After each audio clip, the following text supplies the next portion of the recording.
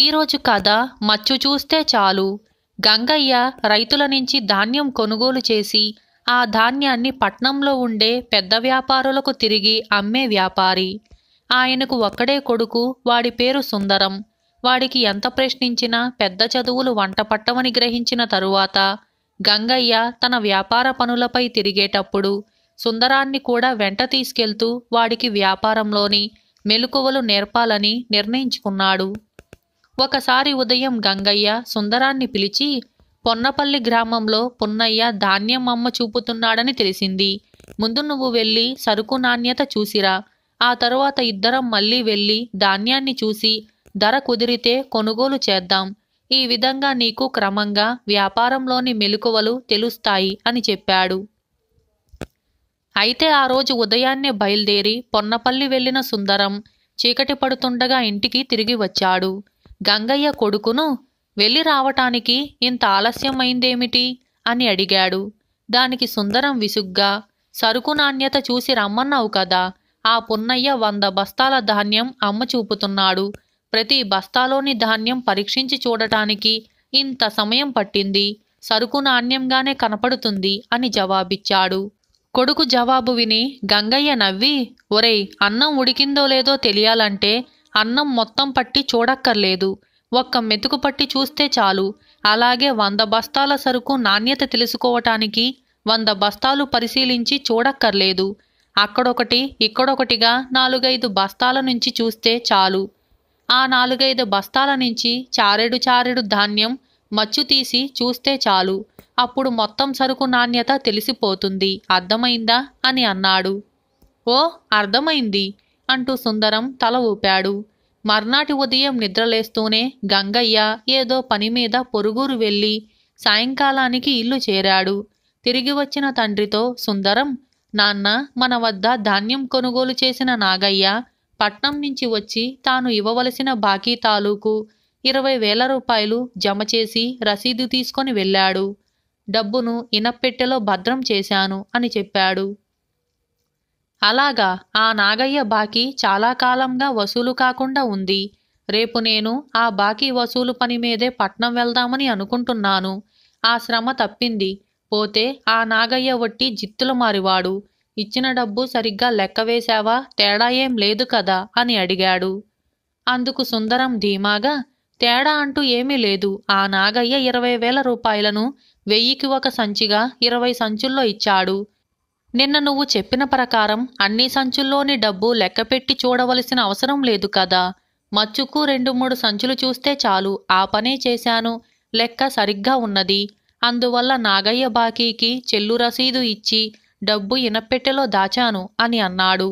అది వింటూనే గంగయ్య కంగారు పడుతూ డబ్బు సంచులన్నింటినీ ఇనప్పెట్టెలో నుంచి బయటికి తీసి లెక్కవేసి 2,000 రూపాయలు తగ్గినట్టుగా తెలుసుకొని సుందరం కేసి ఒకసారి గుడ్లు ఉరుముతూ చూసి గొల్లుమన్నాడు. తండ్రికి తనపై కోపం వచ్చిందని గ్రహించిన సుందరం ఇంట్లోంచి బయటికి పోతూ, ఈ పెద్దవాళ్ళున్నారే, బహు విచిత్రమైన మనుషులు. వాళ్ళు చెప్పేది ఒకటి, చేసేది ఒకటి. చెప్పినట్టే చేసిన కోపాలు తాపాలు, ఛీ అని అనుకున్నాడు. ఈ విధంగా మచ్చు చూస్తే చాలు అనే ఈ కథ సమాప్తమైంది. ఈ కథను రాసిన వారు వారణాసి శ్రీరామకృష్ణ. ఇటువంటి మంచి మంచి కథల్ని ఇప్పుడే మీరు ప్రతిరోజు చూడాలనుకుంటే సబ్స్క్రైబ్ చేయండి. మీకు వీడియో నచ్చిందా అయితే లైక్ చేయండి. ఇటువంటి మంచి మంచి వీడియోస్ కోసం like, share, subscribe and comment. Thank you for watching. ఈరోజు కథ శని దోషం. గూటాల గ్రామంలో కృష్ణశాస్త్రి అనే పురోహితుడు ఉండేవాడు. ఆయనకు తెలిసింది పౌరోహిత్యానికి సంబంధించిన మంత్రాలే అయినా తాను జ్యోతిష్య శాస్త్రంలో గొప్ప పాండిత్యం కలవాడని, భూత భవిష్యత్ వర్తమానాలు చెప్పగలవాడని ప్రచారం చేసుకునేవాడు. గ్రామ ప్రజలు ఇది నిజమని నమ్మి ఆయనొక గొప్ప జ్యోతిష్య పండితుడిగా గౌరవించేవారు. ఈ విధంగా ప్రజల అమాయకత్వాన్ని ఆసరాగా చేసుకొని ఆయన అప్పుడప్పుడు గ్రామానికి అపకారం జరగబోతున్నదని, పశువులకు అంటువ్యాధులు రానున్నాయని నమ్మించి దానికి విరుగుడుగా శాంతి పూజలు, హోమాలు చేయాలని వారి నుంచి భారీగా డబ్బు, అన్ని రకాల తృణధాన్యాలు వసూలు చేసేవాడు. ఇదిలా ఉండగా ఆ గ్రామానికి బడిపంతులుగా రమణమూర్తి అనే యువకుడు వచ్చి కృష్ణశాస్త్రి ఇంటి పక్కనే ఉన్న ఒక చిన్న ఇంట్లో నివాసం ఏర్పరుచుకున్నాడు. గ్రామస్తులు కృష్ణశాస్త్రి గొప్ప జ్యోతిష్య పండితుడని చెబుతుంటే విని ముభావంగా ఊరుకునేవాడు. ఒకనాటి సాయంకాలం కృష్ణశాస్త్రి రమణమూర్తితో మాటల సందర్భంలో, మాది వంశపారపర్యంగా పురోహిత కుటుంబం కావటంతో అలా పౌరోహిత్యం చేసుకుంటూ కాలం గడిపేస్తున్నాం. కానీ జ్యోతిష్య శాస్త్రం గురించి నాకు తెలిసినంతగా ఈ చుట్టుపక్కల మరెవరికీ తెలియదు. అంతెందుకు, మీ ముఖం చూసి మీ భవిష్యత్తు చెప్పగలను. భయపడకండి. మీకు నెల రోజుల్లో తీవ్రమైన అస్వస్థత, విపరీతమైన ధననష్టం జరగనున్నది. ఇందుకు కారణం మరేం లేదు, శనిదోషం అని అన్నాడు. అలాగా, మరి నేను శనిదోషం నుంచి తప్పించుకునే ఉపాయమేమీ లేదా అని అడిగాడు రమణమూర్తి నిబ్బరంగా. ఎందుకు లేదు? ఇలాంటి అవాంతరాల నుంచి మనల్ని గట్టెక్కించేందుకే కదా మన పూర్వులు జ్యోతిష్య శాస్త్రాన్ని రచించింది. మీరు శనికి శాంతి చెయ్యాలి. ఆ శాంతిలో ప్రధానమైనది నాలాంటి గొప్ప పండితుడికి గోదానం చెయ్యడం అన్నాడు కృష్ణశాస్త్రి. రమణమూర్తి కొద్దిసేపు ఆలోచించి, గోదానం చెయ్యాలంటే కనీసం 500 రూపాయలైనా కావాలి కదా. నా దగ్గర 200కు మించి లేదే అని అన్నాడు. ఆ జవాబుకు కృష్ణశాస్త్రి నవ్వి, ఎంత అమాయకులండి, 500 రూపాయలు మీ చేత ఖర్చు పెట్టిస్తానా? అసలే శనిదోషం వల్ల మీరు కష్టాల పాలు కానున్నారు. నా దగ్గర ఒక మంచి ఆవుంది, దాన్ని 200 రూపాయలకు మీకు అమ్మేస్తాను. శనివారం మంచి రోజు కాబట్టి పూజానంతరం దాన్ని నాకు దానం చేసేయండి అని అన్నాడు. ఆ రాత్రి రమణమూర్తి కృష్ణశాస్త్రికి 200 రూపాయలిచ్చి ఆవును తన ఇంటికి తోలుకు వెళ్ళాడు. కృష్ణశాస్త్రి తాను 200 రూపాయలు లాభం పొందినందుకు చాలా సంతోషించాడు. 4 రోజుల తరువాత శనివారం నాడు ఆయన రమణమూర్తి ఇంట్లో పూజ ఆది చేసి రమణమూర్తిని దక్షిణ తాంబూలాలతో గోదానం ఇవ్వమని అన్నాడు. అందుకు రమణమూర్తి తటపటాయిస్తూ, చూడండి శాస్త్రిగారు, నిజంగా శనిదోషం వల్ల నాకు అస్వస్థత, ధననష్టం జరుగుతాయంటే అంటారా అని ప్రశ్నించాడు. ఇది వింటూనే కృష్ణశాస్త్రి ఉగ్రుడైపోయి దాపులనున్న ఇళ్ళ అరుగుల మీద వాళ్ళనందరినీ పిలిచి, విన్నారా, కొత్తగా మన గ్రామం వచ్చిన పంతులుగారి కుశంకలు?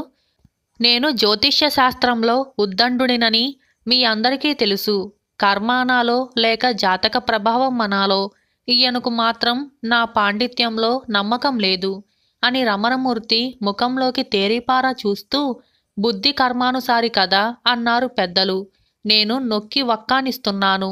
మీరు గోదానం చేయకపోతే ఈ నెల తిరగకుండానే మిమ్మల్ని శని పట్టి పీడిస్తుంది. నా హెచ్చరిక పాటించండి. చేతులు కాలేక ఆకులు పట్టుకోవటం మూర్ఖ పద్ధతి అని అన్నాడు. రమణమూర్తి ఏమాత్రమూ తొనక్కుండా అక్కడ చేరిన వాళ్ళకేసి ఒకసారి చూసి శాస్త్రితో, ఏమో శాస్త్రిగారు, ఈ ఆవుకు నాకు ఏదో పూర్వజన్మ సంబంధం ఉన్నట్టుగా తోస్తోంది. ఈనాటి వరకు ఎక్కడా కనీవిని ఎరగను. అది రోజుకు 10 సేర్లు పాలిస్తుంది. అందువల్ల ఈ ఆవును మాత్రం దానం చెయ్యను. ఒకవేళ మీరు చెప్పినట్టే శని ప్రభావం వల్ల నాకు తీవ్ర నష్టం జరిగితే మీ పాండిత్యాన్ని నమ్మి నా తప్పును క్షమించమని కోరుతూ మీకు 2 ఆవుల్ని దానం చేస్తాను. ఒకవేళ నెల రోజుల లోపల నాకేమీ నష్టం కలగకపోతే మీరు చెప్పింది బూటకపు జాతకంగా భావిస్తాను. కనుక దయతలచి నెల గడిచాకే గోదానం మాట ఎత్తండి అని అన్నాడు.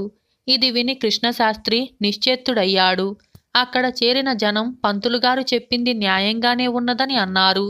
కృష్ణశాస్త్రి తల వంచుకొని ఇంటికి వచ్చి మంచం మీద 2 చేతులతో తల పట్టుకొని కూర్చొని భార్యతో, కొత్తగా మన గ్రామం వచ్చిన ఈ మూర్తిగాడెవడో పచ్చి పాండవుడిలాగా ఉన్నాడు.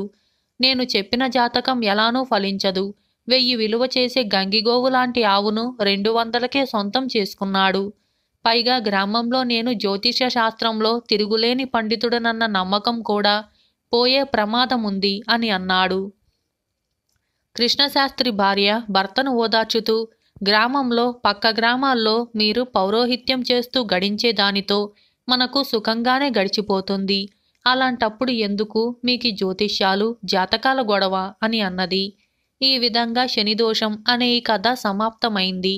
ఈ కథను రాసిన వారు డాక్టర్ ఆళ్ళ లక్ష్మీనారాయణమూర్తి. ఇటువంటి మంచి మంచి కథల కోసం ఇప్పుడే మా ఛానల్ని సబ్స్క్రైబ్ చేసుకోండి. మీకు ఈ వీడియో నచ్చిందా అయితే లైక్ చేయండి. ఇటువంటి మంచి మంచి వీడియోల కోసం like, share, subscribe and comment. Thank you for watching. ఈరోజు కథ లక్ష్మీ సరస్వతులు. పట్టు వదలని విక్రమార్కుడు చెట్టు వద్దకు తిరిగి వెళ్ళి చెట్టుపై నుంచి శవాన్ని దించి భుజాన వేసుకొని ఎప్పటిలాగా మౌనంగా శ్మశానం కేసి నడవసాగాడు. అప్పుడు శవంలోని బేతాళుడు, రాజా, నీ ప్రయత్నం సఫలమైతే దక్కిన ఫలితాన్ని అనుభవిస్తావో లేక విజయశ్రీలాగా జారవిడుస్తావో అని నాకు సందేహంగా ఉంది. నీకు శ్రమ తెలియకుండా ఉండగలందులకు ఆమె కథ చెబుతాను విను అంటూ ఇలా చెప్పసాగాడు. ఉజ్జయిని నగరంలో ఒక పేద పండితుడు ఉండేవాడు. ఆయనకు విజయశ్రీ అనే కుమార్తె, ఆమె తరువాత 2 కుమారులు ఉండేవారు. విజయశ్రీ తమ ఇంట తరచుగా పండితులు చేరి చేసే చర్చలను ఆలకించేది. ఆమె ఏకసంతాగ్రహి కావటం చేత ఒకసారి విన్నది మరి మరిచిపోయేది కాదు. ఆమె పెరుగుతూ వస్తున్న కొద్దీ ఆమెలో అసాధారణమైన కవితాశక్తి ఏర్పడింది. ఆమె ఆశువుగా శ్లోకాలు చెప్పటం ప్రారంభించి చిన్న చిన్న ప్రబంధాలు రచించే స్థాయికి వచ్చింది. ఆమె రచనలు చదివిన వారు ఆమెను సరస్వతి అవతారమని పొగడటం ప్రారంభించారు. ఆమె తన తండ్రి వెంట చిన్న పెద్ద పండిత సభలకు వెళ్ళేది. ఆ విధంగా ఆమె ప్రతిభగల కవయిత్రి అన్న విషయం బాగా ప్రచారంలోకి వచ్చింది. ఈ ప్రతిభకు తోడు ఆమె యుక్త వయస్కురాలయ్యేసరికి దేవతా స్త్రీ అని భ్రమింపచేసేటంతటి సౌందర్యవతిగా తయారైంది. 10 మంది మెచ్చే కవిత్వం రాస్తుందని, అసాధారణ సౌందర్యవతి అని అనేక మంది ఆమెను వివాహమాడగోరారు. కానీ ఆమె చంద్రశేఖరుడు అనే యువకుణ్ణి మనసులో తన భర్తగా వరించింది. దురదృష్టవశాన చంద్రశేఖరుడు కూడా పేదరికంలో మునిగి తేలుతున్నవాడే. కాని అతనికి ఆమె కవిత్వం పంచప్రాణాలు. అందుచేత కవయిత్రిగా తనకు కొంత రాబడి ఏర్పాటైనప్పుడు పెళ్లి చేసుకుందామని మనసులో తీర్మానించుకుంది. ఇదిలా ఉండగా ఆ దేశపు రాజుగారికి వినయశ్రీని గురించి, ఆమె కవితా సామర్థ్యం గురించి తెలియవచ్చింది. అప్పుడు రాజుగారు తాను ఏటా జరిపే పండిత సభకు ఇతర కవులతో పాటు విజయశ్రీని కూడా ఆహ్వానించాడు. రాజుగారు తనను సత్కరించినట్లయితే తమ దారిద్ర్యం కొంతవరకు తీరుతుందని, అప్పుడు తాను కోరిన వాణ్ణి పెళ్లాడవచ్చునని విజయశ్రీ ఆశించింది. ఆమె రాజుగారి పండిత సభకు వెళ్ళింది. పండిత చర్చలు జరిగేటప్పుడు పెద్దల అనుమతితో విజయశ్రీ కూడా తన అభిప్రాయాలు చెప్పి పండితులను ఆశ్చర్యపరిచింది. అటు తరువాత కావ్యపఠనం జరిగింది. అప్పుడు మిగిలిన కవులతో పాటు విజయశ్రీ తన రచనలను కూడా చదివింది. ఆమె కవిత్వానికి పండితులు అమితాశ్చర్యము, ఆనందము ప్రదర్శించారు. ఇదంతా చూసి రాజుగారు ముగ్ధుడై వినయశ్రీకి అనేక బహుమతులిచ్చి ఆమెను కొంతకాలం పాటు తన భవనంలో అతిథిగా ఉండమని కోరాడు. కవయిత్రిగా తన జన్మ సార్థకమైనట్టుగా భావించి వినయశ్రీ రాజుగారి ఆతిథ్యాన్ని కృతజ్ఞతతో స్వీకరించింది. రాజభవనంలో అడుగుపెట్టగానే విజయశ్రీ జీవితం పూర్తిగా మారిపోయింది. అతి త్వరలోనే ఆమె దారిద్ర్యం ఎలా ఉంటుందో కూడా మరిచింది. అంతఃపురంలో ఆమెకు అనేక దాసీలు. వాళ్ళు రోజూ ఆమెకు షోడశోపచారాలు చేసేవారు. దివ్యమైన బట్టలు కట్టబెట్టేవారు. నగలు ధరింపజేసేవారు. ఎక్కడికి వెళ్లాలన్నా అందలాలలో తిప్పేవారు. రోజు ఆమెకు నృత్యగాన వినోదాలు ఉండేవి. స్వర్గసుఖం ఇంతకన్నా ఎలా ఉంటుందో ఆమె ఊహించలేకపోయింది. రోజు యువరాజు ఆమె వద్దకు వచ్చి ఆమెకు తెలియని వేటలను గురించి, యుద్ధాలను గురించి కబుర్లు చెప్పేవాడు. ఆ వాతావరణంలో వినయశ్రీకి పునర్జన్మ ఎత్తినట్టుగా ఉంది. అందులో పాండిత్యం గురించి, కవిత్వం గురించి చర్చలు లేవు. ఆమె పాత జీవితాన్ని జ్ఞాపకం చేసేది ఏదీ లేదు. పూర్వంలాగా ఆమె నోట శ్లోకాలు ఆశువుగా రావటం కూడా మానేశాయి. ఈ నూతన జన్మకు ఒక పువ్వు పోసిన చందంగా ఒకనాడు యువరాజు తనకు ఆమెను పెళ్లాడాలని ఉన్నదని చెప్పి అందుకు రాజుగారి అనుమతి, రాణిగారి అనుమతి లభించిందని ఆమెతో అన్నాడు. వినయశ్రీ ఆశ్చర్యచకితురాలి తన అభిప్రాయం మర్నాడు చెబుతానని అన్నది. ఆమె ఆ రాత్రల్లా నిద్రమాని ఆలోచించి ఒక నిర్ణయానికి వచ్చి తెల్లవారగానే రాణిగారి దర్శనం చేసుకొని తనకు యువరాజును వివాహం చేసుకునే ఉద్దేశం లేదని, తనకు రాజభవనంలో దొరికిన సత్కార్యానికి కృతజ్ఞురాలినని, తనను వెంటనే తన ఇంటికి పంపేవలసిందని విన్నవించుకుంది. ఆ రోజే రాజుగారు వినయశ్రీని సగౌరవంగా ఆమె తండ్రి వద్దకు పంపేశాడు. తరువాత కొద్ది కాలానికి ఆమెకు చంద్రశేఖరుడికి వివాహం జరిగింది. బేతాళుడు ఈ కథ చెప్పి, రాజా, విజయశ్రీ అంత అవివేకంగా ఎందుకు ప్రవర్తించింది? కొద్ది రోజుల పాటు రాజభోజనం వంట పట్టగానే ఆమె కళ్ళు నెత్తికెక్కాయా? లేక పేదరికాన్ని పూర్తిగా మరచిపోవటం చేత ఆమె తిరిగి పేదదశకు వెళ్ళిపోవటం ఎలా ఉంటుందో గ్రహించలేకపోయిందా? లేక తానై వరించటం చేత యువరాజు ఆమెకు లోకువయ్యాడా? ఆమె తెల్లవార్లు ఏమి ఆలోచించి ఉంటుంది? ఈ అనుమానాలకు సమాధానం తెలిసి కూడా చెప్పలేకపోయావో నీ తల పగిలిపోతుంది అని అన్నాడు. దానికి విక్రమార్కుడు, విజయశ్రీ వివేకంగానే ప్రవర్తించింది.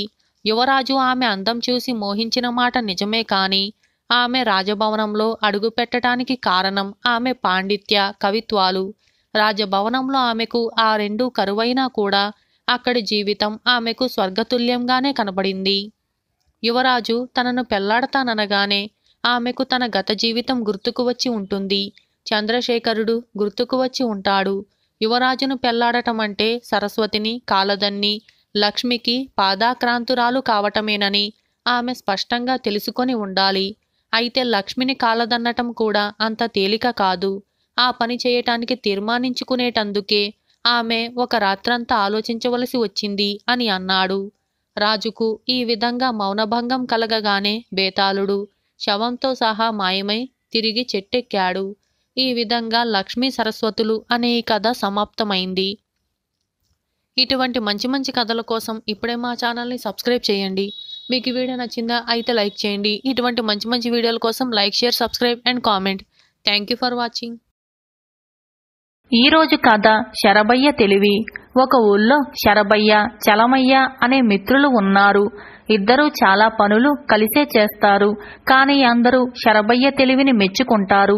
చలమయ్యను చేతగానివాడని అంటారు. ఇది చలమయ్యకు చాలా బాధగా ఉండేది.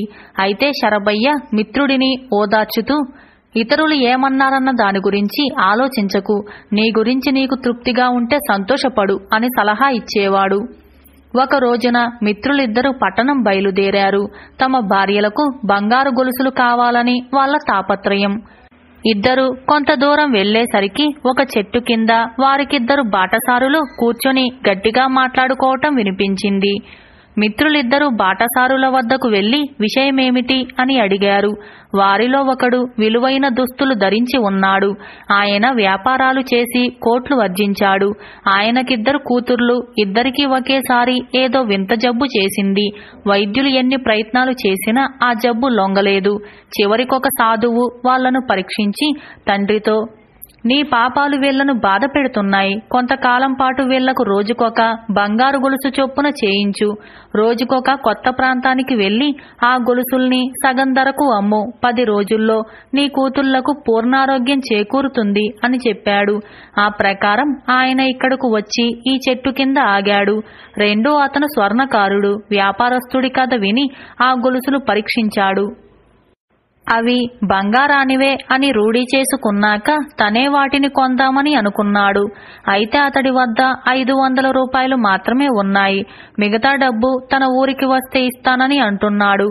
లేదా తన వేలి ఉంగరం తీసుకోమని అంటున్నాడు. అయ్యా, రాత్రికల్లా నేను నా ఊరు చేరుకోవాలి. నా ఊరిదొక దారి, ఈయనది ఇంకో దారి. కాబట్టి అలా కుదరదు. ఈయన స్వర్ణకారుడు కాబట్టి నా బంగారం మంచిదని తెలుసుకోగలిగాడు. కాని ఇతడి వేలి ఉంగరం బంగారం అవునో కాదో నాకెలా తెలుస్తుంది? ఇప్పటికే నా కూతుళ్ళ ఆరోగ్యం కోసం 1000 రూపాయల గొలుసును 500కిస్తున్నాను. అంతకు తగ్గించలేను. ఈయన వద్ద 500 ఉంటే ఒక్క గొలుసే తీసుకోమని అన్నాను. అది న్యాయమే కదా అన్నాడు వ్యాపారస్తుడు. స్వర్ణకారుడు చిరాగ్గా, ఇది మనిద్దరి మధ్య విషయం. ఇందులో మూడో మనిషి జోక్యమెందుకు అని అన్నాడు. అప్పుడు చలమయ్య వెంటనే, అయ్యా, మేమిద్దరం బంగారు గొలుసులు కొందామనే పట్నం బయలుదేరాము. మేమిద్దరం ఏ పని చేసినా కలిసే చేస్తాం.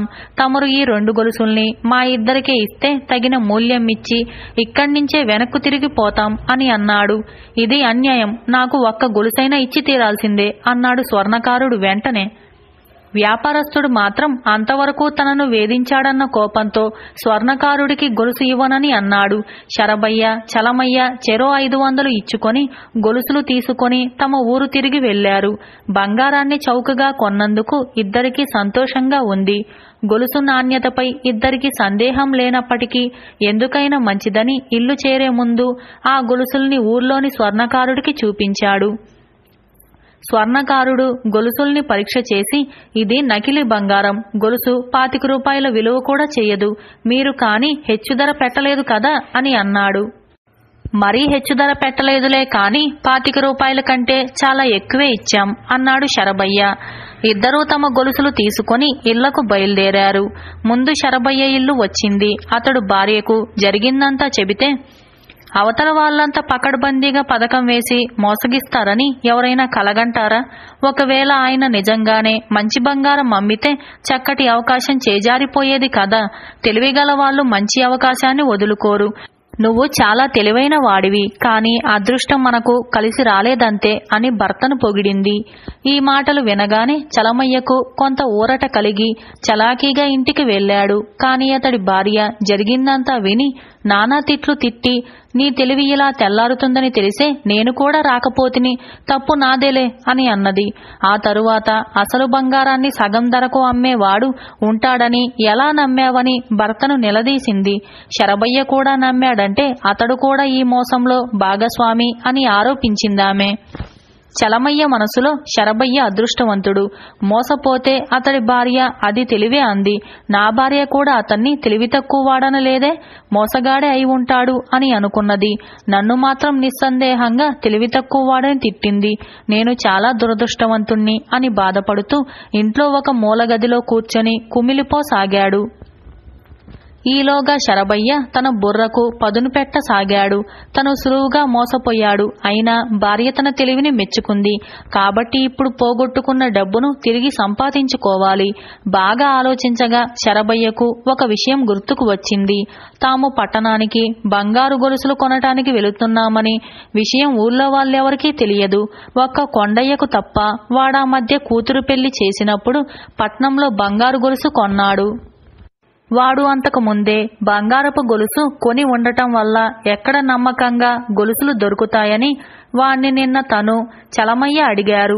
అదలా ఉంచితే రమకు కావలసిన 2 గొలుసులు బంగారు గొలుసులే. మోసగాళ్లు వద్ద ఉన్నవి సరిగ్గా 2 బంగారు గొలుసులు. అంటే కొండయ్యే ఈ నాటకానికి ఏర్పాటు చేయించి ఉండాలి. కొండయ్య మోసగాడని ఊళ్ళో చెప్పుకుంటారు. ఈ విధంగా ఆలోచించి శరభయ్య గ్రామాధికారి వద్దకు వెళ్లి జరిగిందంతా చెప్పి తన అనుమానం గురించి వివరించాడు. గ్రామాధికారి కూడా చాలా కాలం కొండయ్య బండారం బయట పెట్టాలని ఆలోచిస్తున్నాడో ఏమో శరభయ్య ఆలోచనలను మెచ్చుకున్నాడు. ఆయన 2 మనుషుల్ని మారువేషాలలో కొండయ్యను అనుసరించమని నియమించాడు. ఆ రాత్రే కొండయ్య పొరుగురు వెళ్లి తన భాగస్వాములతో డబ్బు పంపకం చేసుకుంటూ గ్రామాధికారి మనుషులకు దొరికిపోయాడు. కొండయ్య తనను క్షమించమంటూ గ్రామాధికారి కాళ్ల మీద పడ్డాడు. శరభయ్య, చలమయ్యలకు పోగొట్టుకున్న డబ్బు తిరిగి వచ్చింది. ఇద్దరూ సంతోషంగా తమ తమ ఇళ్లకు బయలుదేరారు. ముందుగా శరభయ్య ఇల్లు వచ్చింది. జరిగింది తెలుసుకున్న అతడి భార్య, తెలివంటే నీదే తెలివి, దొంగ కాజేసిన సొమ్మును తిరిగి తెచ్చుకున్నావు అంటూ పొగిడింది.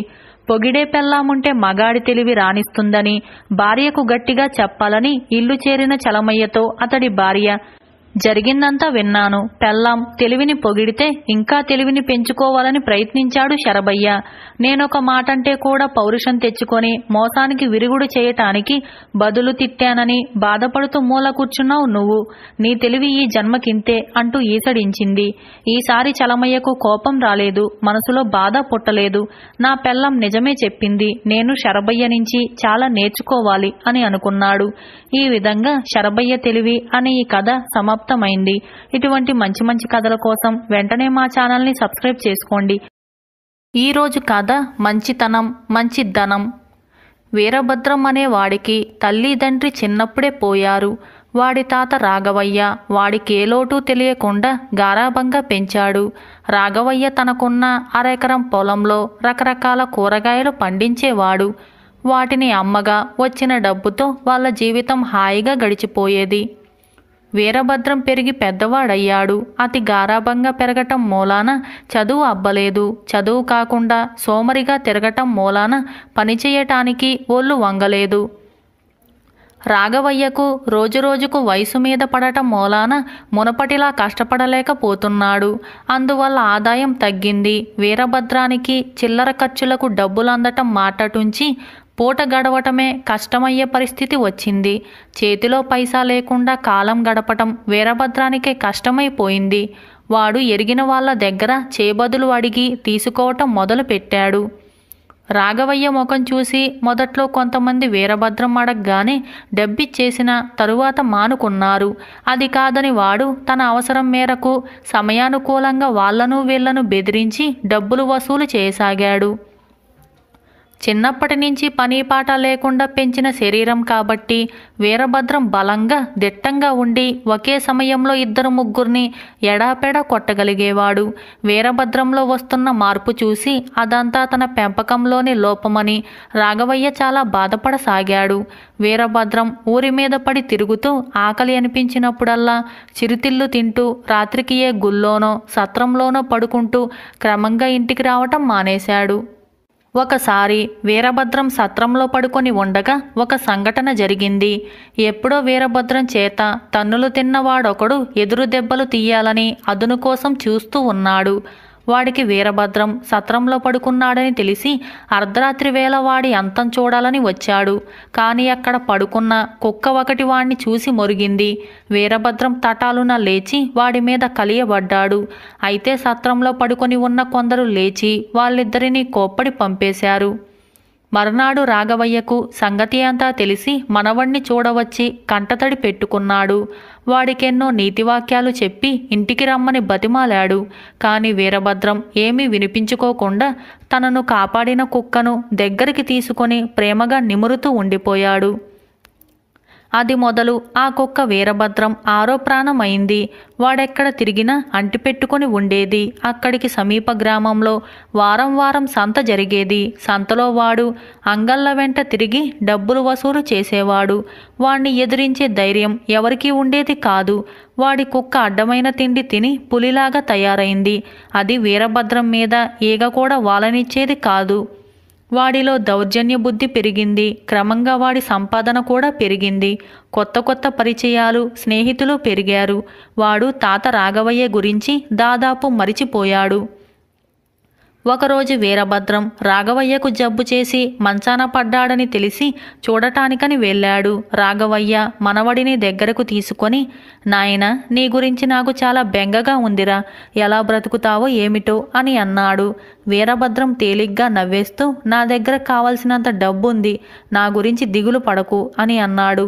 రాఘవయ్య చిరుకోపంగా, పిచ్చివాడా, అయాచిత ధనం న్యాయార్జిత ధనం అవసరానికి అందిరావు. మనిషి ముందు మంచితనం సంపాదించాలరా. ఆ మంచితనమే ఆ మనిషికి ధనం సంపాదించి పెడుతుంది. అదే మంచి ధనం. మనిషికేదైనా ఆపద సంభవించినప్పుడు ఆదుకోవటానికి అతని వద్ద మంచితనమైన ఉండాలి, లేదా మంచిగా సంపాదించిన ధనమైన ఉండాలి.